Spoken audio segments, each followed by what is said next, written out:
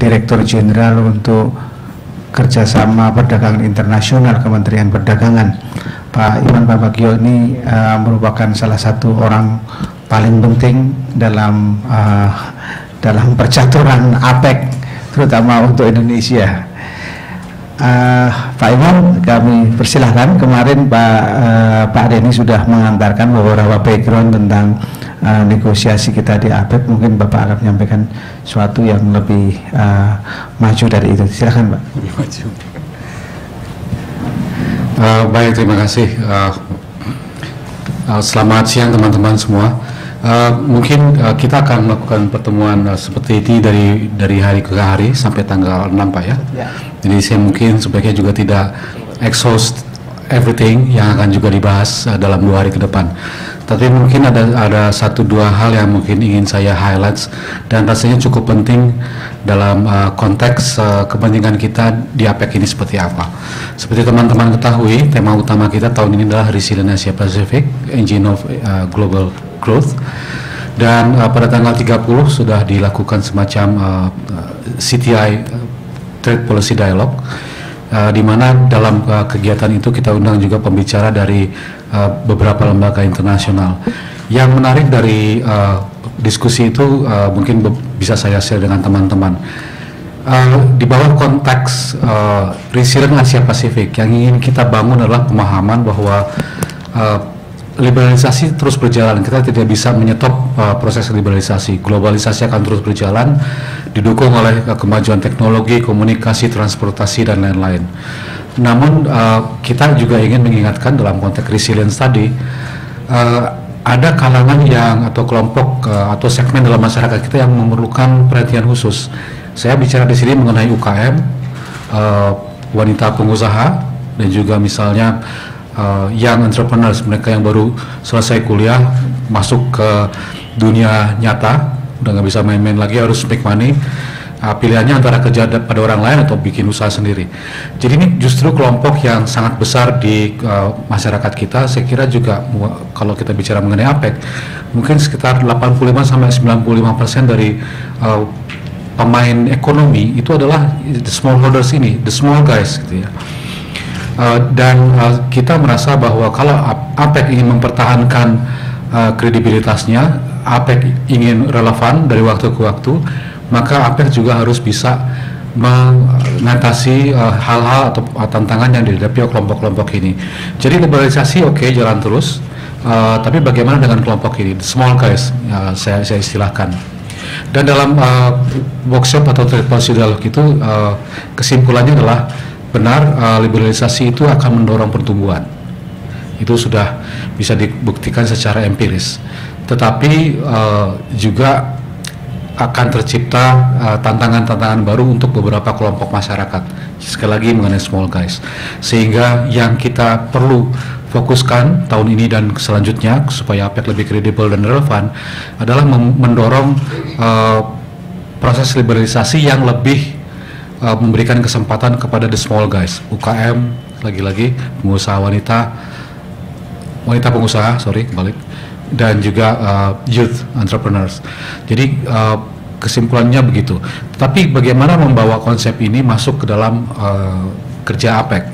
Kerja APEC ini kan banyak sekali, kalau teman-teman barangkali bisa buka-buka websitenya, itu program kerja APEC itu demikian luas, bahkan beberapa ekonomi menyatakan ini kita semakin lama semakin tidak fokus karena banyak sekali isu yang mau diadres oleh APEC, mulai dari disaster management sampai energy security, liberalisasi jalan terus, services, goods, standar, mobility of business people, banyak sekali. Nah, ke depan kita ingin dalam tahun ini kita ingin mulai mencoba menggagas lah istilahnya, mudah-mudahan nanti bisa dirumuskan di bulan Oktober, adalah sebuah proses pencapaian Bogor Goal yang memberikan perhatian khusus kepada the small guys. Bagaimana kita memastikan Bogor Goal itu terwujud, tetapi di halaman utama dari Bogor Goal tadi itu adalah mayoritas dari pelaku usaha kita, UKM, pengusaha wanita, dan kalangan pemuda. Jadi itu akan menjadi salah satu, saya kira, bungkusan dari ke program kerja APEC tahun ini. Sekali lagi tadi tema utamanya adalah Resilience Asia Pacific, Engine for Global Growth. Kemudian prioritasnya ada 3, Attainable Goal, Enhancing Sustainable Development with Equity, dan yang ketiga Promoting Connectivity. Cuma begitu masuk Oktober, kita ingin bungkus ini semua menjadi satu pesan. What is APEC? APEC seperti apa yang ingin kita tuju? Ini akan masih dirumuskan tentunya oleh Indonesia. Ini masih akan dibicarakan nanti menjelang Oktober, akan dimatangkan. Itu yang satu. Yang kemudian kedua, barangkali teman-teman juga mungkin mengikuti berita sejak awal tahun sampai terakhir di Surabaya adalah aspirasi kita untuk mencoba memasukkan CPO, rubber dan juga produk yang eligible ke dalam APEC Environmental Goods List. Teman-teman juga mungkin sudah tahu bahwa di Surabaya dalam pertemuan Menteri-Menteri Perdagangan praktis sebagian besar ekonomi APEC menyatakan sulit untuk melakukannya tahun ini, sehingga yang kita lihat ke depan adalah bagaimana memastikan bahwa pada saatnya nanti produk-produk yang menjadi kepentingan kita ini akan masuk ke EG List.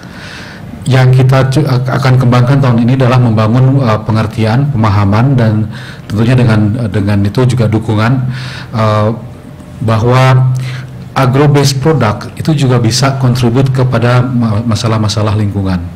Itu yang sedang kita usulkan. Mudah-mudahan Oktober juga ini bisa diterima.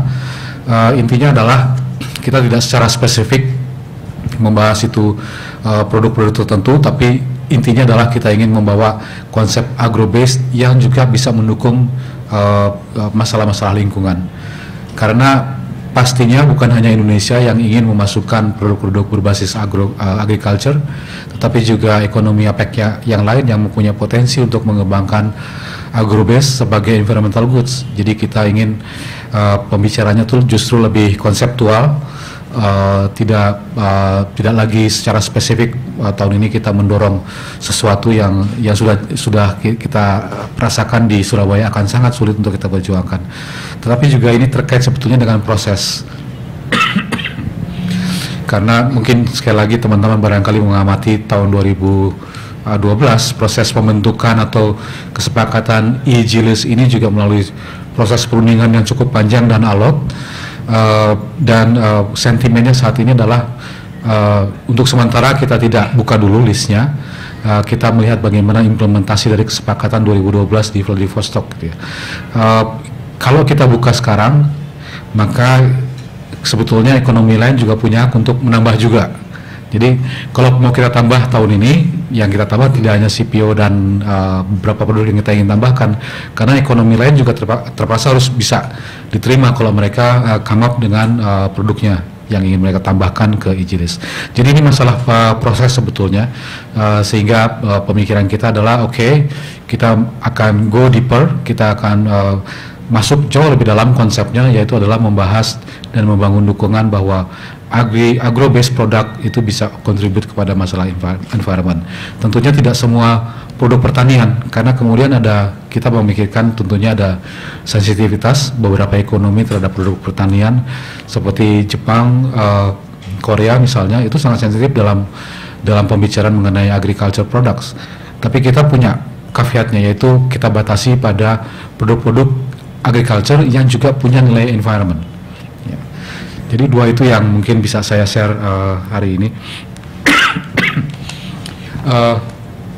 Hari ini kita juga melakukan policy dialog khusus mengenai connectivity.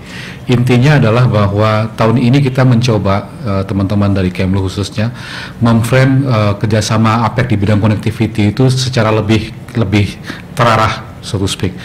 Sejak tahun 2007 sampai tahun lalu itu ada program atau inisiatif yang disebut Supply Chain Connectivity Initiative di APEC yang mencoba sebetulnya intinya sama saja bagaimana memperbaiki konektivitas di APEC ini. Cuma pendekatannya agak beda, ya lebih kepada sektoral sifatnya dan proyek-proyek tentunya. Misalnya diidentifikasi ada choke point 8 buah yang ingin diadres. Kemudian dari beberapa 8 choke point itu masing-masing dirumuskan program kerjanya apa. Salah satu yang saya ingat tahun lalu, salah satu program kerja dalam mengatasi choke point ini adalah semacam analisis apakah kabel kabel internet fiber optik di samudra itu mengganggu pelayaran gitu. Jadi setelah dilakukan kajian beberapa bulan, kesimpulannya ya sudah kita tahu ya tidak mengganggu pelayaran gitu. Buat kita itu kayaknya waste of energy, waste of focus, time gitu ya. Sehingga kita ingin tahun ini kalau ngomong logistik, kalau kita ngomong mengenai connectivity itu lebih fokus gitu. Dan kita ingin supaya kerjasama APEC di bidang connectivity ini kurang lebih sejalan lah atau seirama dengan apa yang kita kembangkan di ASEAN.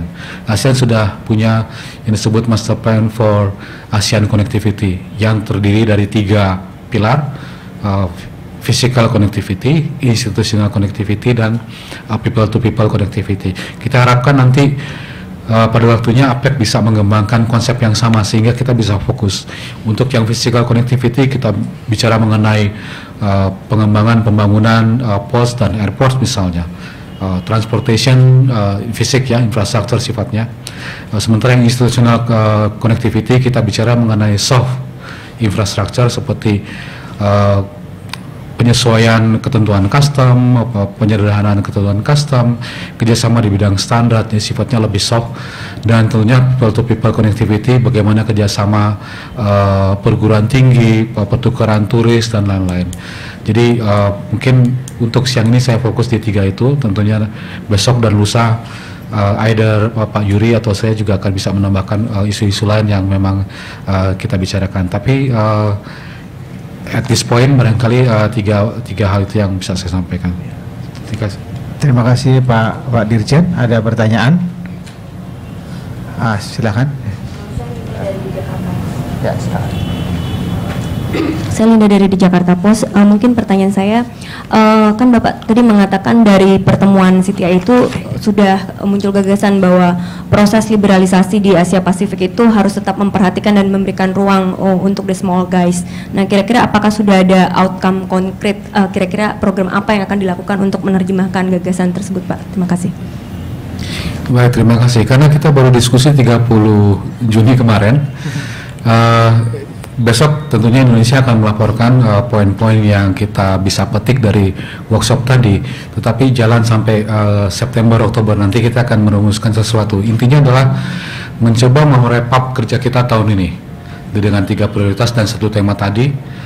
Kita ingin ada conclusionnya apa gitu. APEC seperti apa ke depan yang kita ingin kerjakan. Barangkali perlu saya juga garis bawahi pengertian yang berkembang dalam workshop itu adalah bahwa sekali lagi liberalisasi jalan terus untuk mendorong growth, tapi dengan policy intervention. Pengertiannya begini, mungkin kita sudah liberalisasikan sektor tertentu, tarifnya mungkin sudah 5 bahkan mungkin sudah 0%. Tapi kenapa misalnya gain dari penurunan atau pengepesan tarif itu tidak dapat, tidak keluar, tidak dirasakan. Kita perlu analisis lebih jauh. Tetapi most likely ini karena tidak didukung oleh integrasi di sektor yang lain. Misalnya kalau kita bicara services, jasa itu bisa dianggap sebagai pelumas atau oli dari kegiatan lain di sektor jasa sendiri maupun kegiatan di sektor manufacturing atau pertanian juga. Kalau kita bicara misalnya satu pabrik manufacture misalnya, bagaimana parts datang ke pabrik itu kan tentunya menggunakan jasa logistik. Bagaimana mereka meran bisnis, mendapatkan modal untuk produksi, dia menggunakan financial services, banking services. Bagaimana dia mendesain dan mendesain produk kemudian mengembangkan produk, yang menggunakan R&D services. Begitu mereka selesai dengan produknya, assembly selesai, mereka ngomong mengenai marketing dan lain-lain, reach out the market, lagi-lagi services yang digunakan. Jadi kita ingin supaya pendekatan liberalisasi dan fasilitasi ini lebih tajam lagi melihatnya. Supaya kenapa? Selain akan ikut membantu the small guys, itu juga membantu ekonomi berkembang di APEC untuk menaiki mata nilai, climb up the value chain, banget. Membantu ekonomi berkembang di APEC untuk climb up the value chain, karena ya terfasilitasi tadi. Dan ketika kita ngomong mengenai facilitation di bidang trade and investment, kita perlu menerjemahkan fasilitasinya itu tidak hanya untuk supaya lancar-lancar semua, tapi memfasilitasi juga UKM, wanita pengusaha dan pebisnis pemula untuk masuk ke mata rantai nilai ini gitu. Jadi we facilitate trade and investment, we also facilitate the small guys to join this process. Jadi kira-kira gitu. Terima kasih. Ya, Mas Fikran dari RRI, Pak. Fikran, Pak, dari RRI World Service. Ada 2 pertanyaan. Yang tadi mengenai yang Three Policy Dialogue, khususnya mengenai konektivitas itu, mungkin Bapak bisa mengelaborasi lebih jauh, artinya apakah sudah ada hasil yang bisa nanti yang jadi rekomendasi nanti yang akan baik untuk besok di acara SOP sendiri ataupun nanti untuk di leaders meetingnya nanti di Bali Oktober. Terus yang kedua, kan tadi Bapak nyinggung sedikit mengenai CPO gitu, Pak. Nah, apakah kita berhasil meyakinkan tim dari the United States of Environmental Protection Agency atau ya, EPA itu untuk meyakinkan bahwasanya CPO kita itu sudah masuk ke dalam yang disebut dengan zero waste atau tanpa sampah ataupun produk biofuel yang hijau gitu, Pak. Karena kan ini kesempatan Indonesia untuk meyakinkan Amerika, meskipun Amerika bukan negara pembeli terbesar dari CPO kita, tapi paling tidak buruknya atau nilai buruk yang diberikan oleh Amerika itu akan mempengaruhi negara lain yang ada di ekonomi APEC ini sendiri. Terima kasih, Pak. Oke, tadi yang Bapak maksud di TPD atau Presiden itu yang workshop itu ya, yang kita lakukan tanggal 30. Tentunya kan kita laporkan ke SOM, tapi sekali lagi ini kan nggak bisa berdiri sendiri. Kita juga harus lihat bagaimana dengan connectivity, bagaimana dengan isu-isu lain di bawah, misalnya prioritas kedua, sustainable development. Ini pembahasannya terutama masih di Ethnic Bogor Goal. Ethnic Bogor itu lebih ke masalah open and free trade investment. Tapi kita melihat secara horizontal ini menyangkut masalah connectivity, masalah equitable economic development, ada isu financial inclusion di dalamnya. Jadi kita masih harus rumuskan lagi nanti di Jakarta. Tapi kita akan laporkan poin-poin yang kita petik dari workshop tanggal 30 yang lalu. Jadi masih dalam proses dan mudah-mudahan ini bisa kita laporkan sampai ke tingkat leaders. Yang mengenai EPA, saya rasa ini prosesnya agak terpisah. Yang pertama perlu digarisbawahi bahwa benar EPA masih melakukan kajian terhadap threshold yang bisa dipenuhi oleh Indonesia dalam pengurangan emisi gas buang. Tapi juga perlu digarisbawahi, sementara EPA ini melakukan kajian, bukan berarti kemudian ekspor CPO kita meskipun tadi dikatakan kecil itu dilarang ke Amerika. Jadi ekspor masih ada, masih tetap berlangsung, tidak terganggu oleh EPA ini. Apa yang EPA lakukan, mungkin saya simplify sedikit barangkali, mudah-mudahan nggak oversimplify, adalah melaksanakan request dari government, dari administration, dari pemerintah Amerika untuk melihat apakah biodiesel yang berasal dari CPO itu layak untuk mendapatkan subsidi, karena biodiesel di Amerika mendapatkan subsidi dan mereka ingin lihat betul-betul apakah ini layak dari segi pengurangan emisi gas buang tadi. Cuma masalahnya kemudian menurut kita Indonesia, EPA menggunakan metode yang berbeda dengan yang kita pakai, dan kita terus mencoba meyakinkan bahwa metode kita juga sahih gitu ya. Dan ada beberapa literatur yang mendukung cara kita menghitungnya. Mungkin detailnya saya tidak perlu ceritakan. Jadi proses EPA ini terlepas dari sebetulnya diskusi mengenai environmental goods list. Memang betul kenapa kita berjuang juga supaya CPO ini mendapatkan perhatian. Yang kita targetkan tentunya adalah keberterimaan CPO di pasar dunia, khususnya di pasar ekonomi maju, tidak hanya di Amerika tapi juga di Uni Eropa dan pasar yang lain. Kita ingin memisahkan antara environmental goods as is dengan CPO based biodiesel dalam hal prosesnya.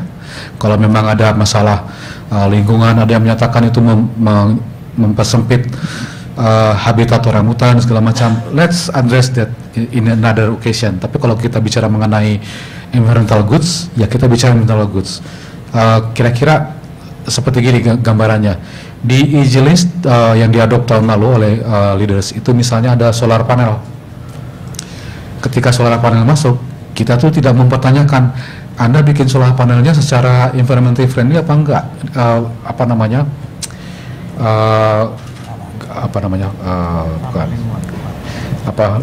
limbah industri solar panel ini dibuang kemana, kita nggak boleh mempersalahkan itu. Kita cuma lihat solar panelnya gitu.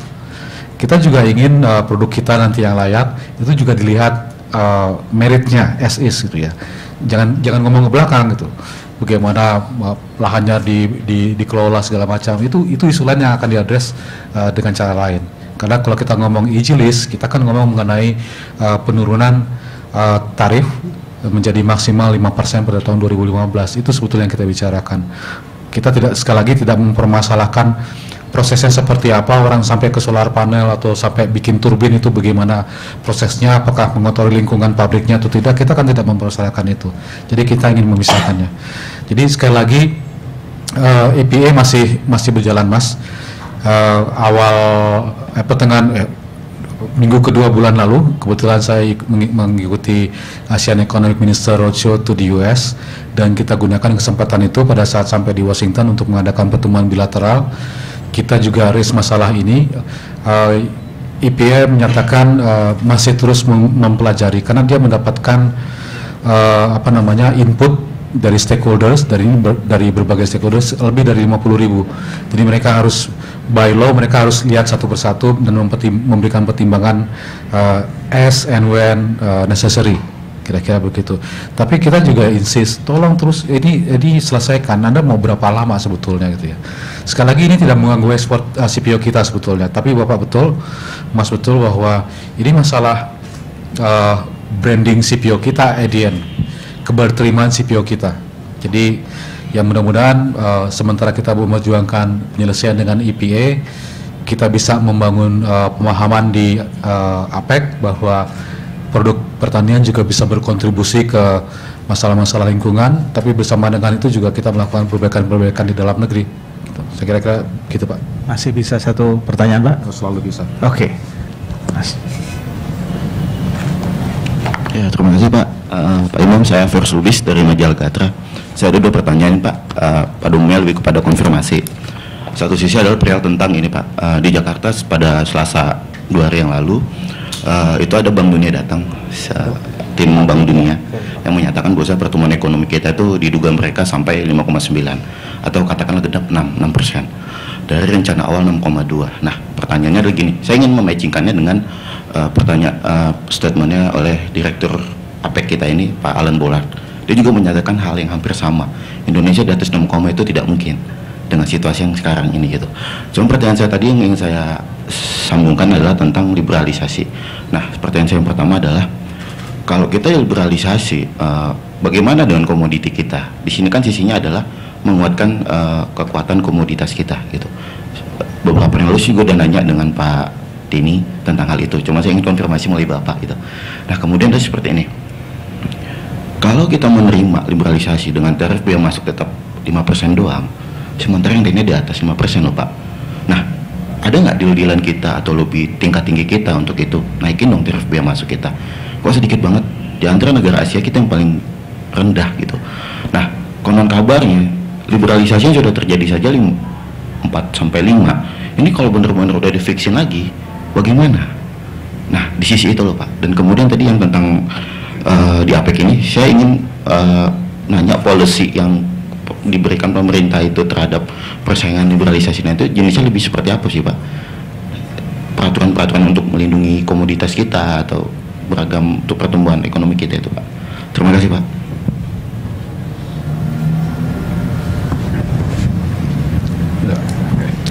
Oke, jadi pertanyaannya 1A, 1B, 1C. Ada satu pertanyaan. Oke, ini menarik menurut saya sih. Betul bahwa ini kayaknya tiga-tiganya juga terkait ya. Tapi mungkin yang dua ini bisa saya coba bungkus jadi satu. Benar bahwa kita sudah terintegrasi dengan ekonomi regional. ASEAN misalnya, untuk ASEAN 6, jadi di luar CLMV, di luar Kamboja, Laos, Myanmar, dan Vietnam, tarif kita tuh 98,9% itu sudah 0% untuk sesama ASEAN. Okay. Jadi kalau dibilang ASEAN Economic Community 2015 akan membuat kita hancur, sebetulnya sekarang sudah, kalau mau hancurlah sekarang, tapi kan enggak gitu ya. Dan proses penurunan tarif itu sudah berlangsung sejak 92 gitu loh. Jadi tanpa kita rasakan sebetulnya kita sudah berproses ke ASEAN Economic Community. Tapi bagaimana dengan upaya kita untuk mencoba berdiri di atas kaki sendiri?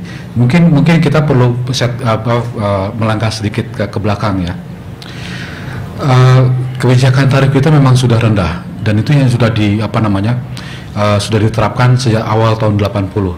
Di WTO kita masih punya policy space sebetulnya. Rata-rata bond rate kita berapa pada ini? 37%. Jadi ada ruang sebetulnya kalau Indonesia ingin menaikkan tarif, that's fine ya. Tapi ini akan sulit dinaikkan dalam konteks FTA.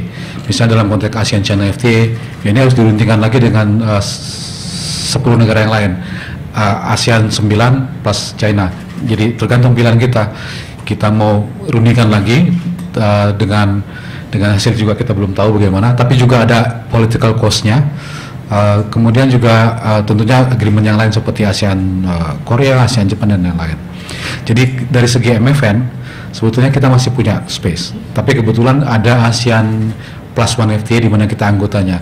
Kalau kita lihat misalnya bicara mengenai hortikultura misalnya ya, MFN kita bisa naikkan.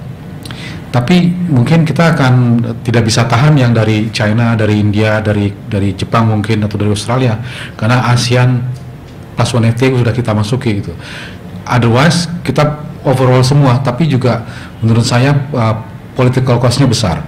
Yang kedua, saya kira sudah saatnya kita tidak terlalu fokus pada demand side. Kita sekarang harus fokus ke supply side-nya. Bagaimana sih meningkatkan produksi? Bagaimana sih meningkatkan produksi sehingga dia punya daya saing? Ini pekerjaan rumahnya jadi banyak gitu ya.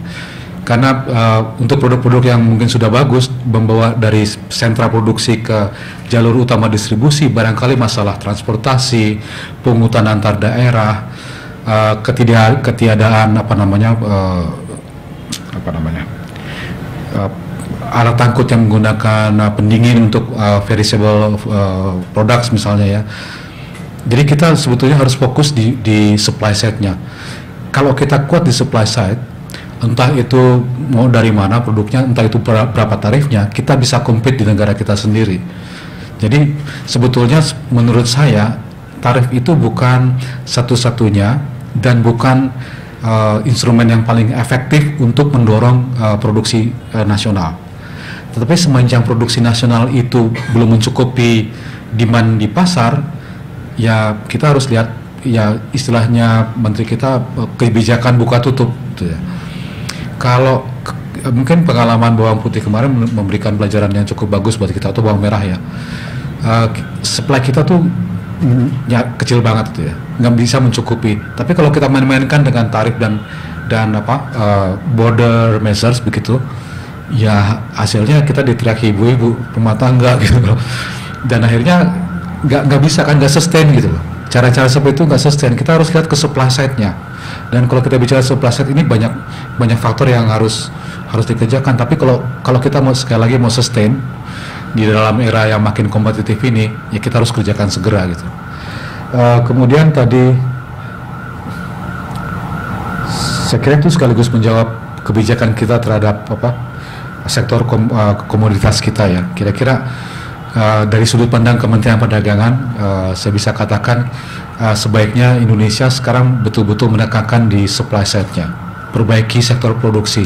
Sementara untuk produk yang belum bisa bersaing atau belum bisa dihasilkan oleh produsen kita, sementara konsumen kita juga membutuhkan, ya kita lihatlah.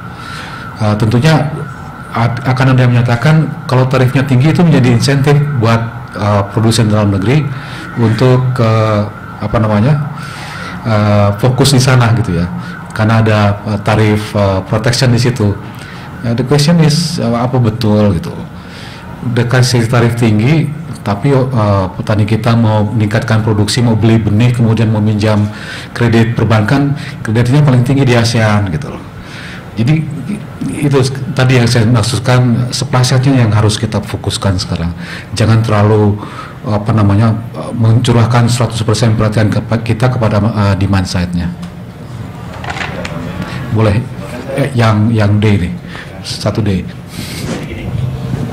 Kalau kita dapat impor mulu kan kita akan menjadi negara besar yang menggunakan negara besar yang banyak ekspor, bukan? Karena ada satu statement yang menarik adalah Alan Bolat itu Pak Direktur Apindo itu seperti itu tadi satu statement. Indonesia akan juga maju, namun ketika dia ekspor pastinya satu, tapi sekarang ini dia banyak impor. Nah itu kan satu kritikan banget gitu ya Pak ya. Di situ ya memang harus menjurus sih segala halnya itu di sisi seperti perdagangan, barang-barang kita, transportasi gitu loh Pak. Jadi ayolah kita sisi-sisi itu lebih serius gitu. Artinya gini loh Pak, kalau kita menggunakan bahasa pasaran rakyat biasa, kita udah dicengin oleh Bank Dunia dan di Rut APEC secara nggak langsung gitu loh Pak. Terima kasih gitu. Saya sih, ya, kalau saya sih ya, anak bangsa, ini bangsa yang besar, saya sih nggak kecil hati untuk menghadapi itu semua ya. Saya pikir gini, kalau kita bicara import, kelihatannya fokusnya karena kita 2 tahun terakhir sampai bulan ini kita defisit ya. Tapi tolong dilihat defisit kita itu karena apa? Karena migas. Dan defisit kita sekarang migas itu jumlahnya itu sama dengan 1 tahun kemarin, 12 bulan tahun lalu itu sama dengan bulan ini bulan Januari sampai bulan April ya, Mei ya, itu jumlahnya udah hampir sama. Makanya ya itu kebetulan Kementerian Perdagangan menangani yang non migas sebetulnya. Kita masih surplus. Mungkin Mbak ini ingat baru ada press briefing dari Pak Wamen ya. Kita masih surplus untuk yang non migas sebetulnya. Yang membuat kita sedikit babak belur justru di migasnya. Tapi betul sekali lagi kita aspirasinya adalah ya kita ingin bisa memproduksi kebutuhan kita sendiri. Dan kalau kita bicara mengenai sektor pangan misalnya, konsep kita juga untuk food security juga harus dikembangkan dengan benar. Artinya kalau memang bisa diproduksi dalam negeri secara efisien ya, jangan diproduksi tapi mahal banget gitu loh. Nah, akhirnya konsumen kita juga nggak punya pilihan, jadi terpaksa beli yang mahal. Itu juga akan mendorong ekonomi biaya tinggi gitu ya. Tapi juga melihat kesempatan untuk masuk ke food supply chain-nya. Mungkin salah satu diantaranya, contohnya barangkali ada perusahaan Indonesia yang masuk ke sektor distribusi beras di Kamboja. Jadi dia bikin perusahaan di Kamboja, dia beli beras dari petani-petani Kamboja, kemudian dia jual. Ya kalau nggak bisa dijual di Kamboja, dia ekspor ke China, dia ekspor ke negara sekitarnya. Tapi itu salah satu cara kita mengembangkan food security. Artinya kita masuk tidak hanya di sektor produksi, tapi juga di supply chain-nya, di sektor distribusinya. Jadi sebetulnya banyak masalah kita lebih kompleks dari yang sekedar diskusi export is good, import is bad, ya. lebih kompleks dari itu sebetulnya. Cuma memang harus ke depan kita harus fokus, dan dari sisi Kementerian Perdagangan kita ingin mendorong perhatian kepada supply side-nya.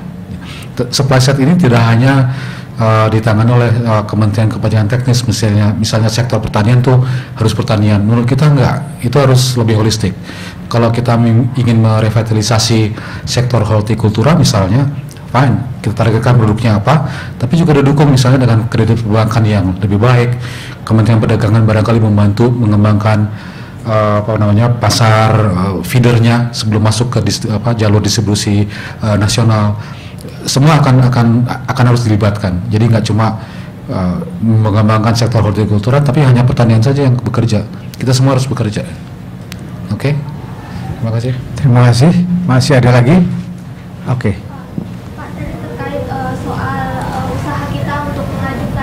Produk environmental good list yang utamanya adalah kelapa sawit itu Pak. Tadi dikatakan bahwa beberapa ekonomi APEC mengatakan kita tidak bisa mengajukannya sekarang gitu. Itu alasan utamanya apa? Dan kemudian cara kita untuk mempromosikan secara konkret gitu, bahwa produk-produk agriculture kita bisa berkontribusi terhadap lingkungan itu seperti apa, Pak? Terima kasih. Oke, alasannya macam-macam, tapi ada dua alasan utama yang mereka kemukakan. Pertama, bahwa tahun lalu kita sudah demikian nggak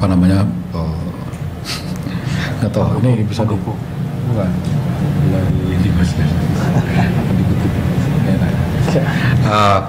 tahun lalu itu menyepakati 54 produk itu melalui proses yang luar biasa, dan melalui beberapa intersessional meetings, artinya di luar pertemuan yang sudah terjadwal. Itu adakan pertemuan tambahan di Singapura, di Mexico City, dan di beberapa tempat lainnya. Jadi usahanya itu luar biasa untuk come up dengan 54 produk.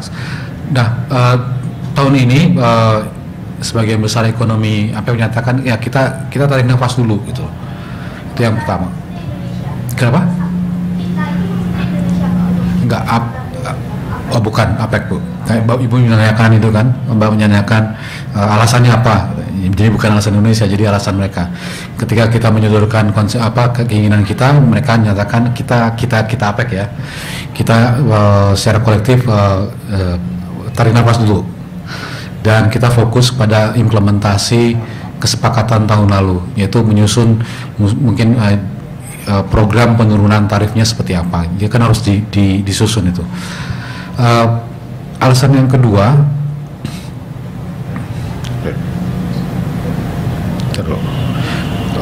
tapi alasan yang pertama itu sih sebetulnya masalah proses. Ya, yang kedua ada alasan yang mereka sampaikan adalah bahwa kalau itu dibuka, Indonesia membuka, menambahkan CPO dan lain-lain, maka negara lain harus juga dipersilahkan dong dibuka. Nggak bisa Indonesia saja yang menambahkan gitu. Kira-kira begitu. Kita pada prinsipnya terbuka sih.